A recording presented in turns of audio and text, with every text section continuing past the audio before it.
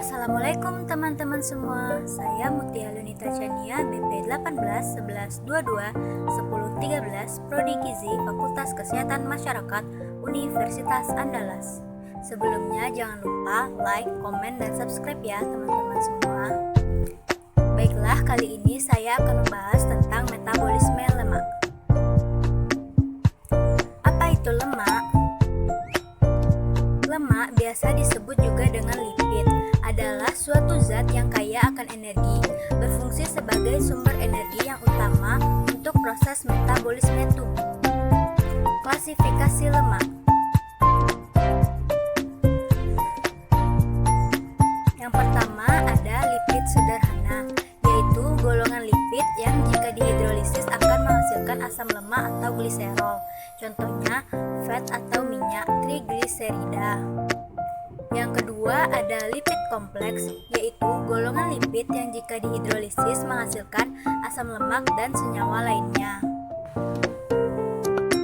Contohnya adalah fosfolipid dan glikolipid, di mana fosfolipid ditambah H2O akan menghasilkan asam lemak ditambah alkohol, asam fosfat, dan senyawa nitrogen.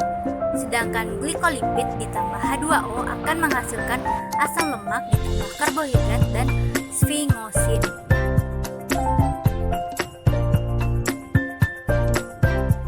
Yang ketiga ada lipid turunan.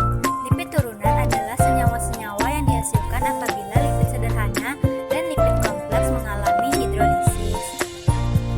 Contohnya ada asam lemak, gliserol, alkohol padat, aldehid, dan keton bodies.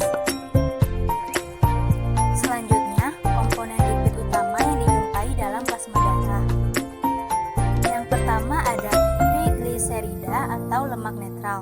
Trigliserida merupakan asam lemak yang dibentuk dari esterifikasi 3 molekul asam lemak menjadi 1 molekul gliserol. Yang kedua ada asam lemak. Asam lemak dapat berasal dari makanan, dapat juga berasal dari kelebihan glukosa yang dirubah oleh hati dan jaringan lemak menjadi energi yang disimpan. 95% lemak yang berasal dari makanan adalah trigliserida. Yang ketiga ada kolesterol. Kolesterol berasal dari makanan dan sintesis endogen di dalam tubuh.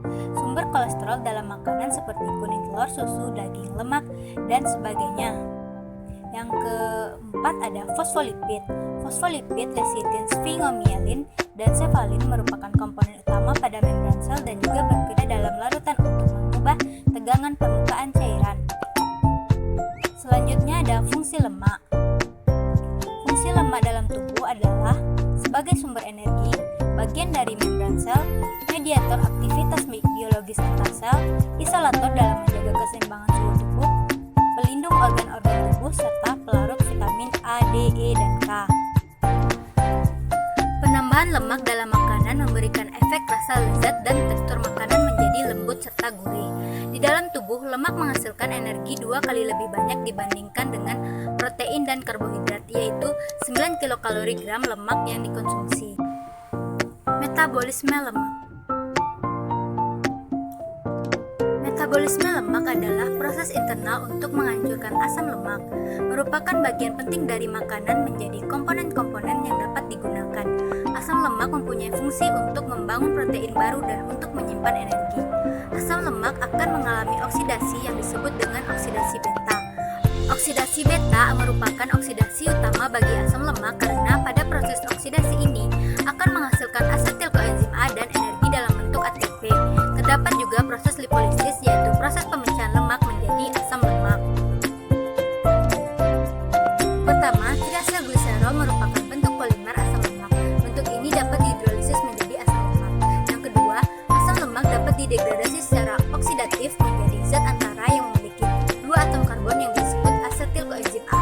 Yang ketiga, asetil koenzim A juga merupakan bahan baku biosintesis reduktif asam lemak. Yang keempat, asam lemak dapat disimpan menjadi triacylglycerol atau dibuat bentuk lipid lainnya. Terima kasih.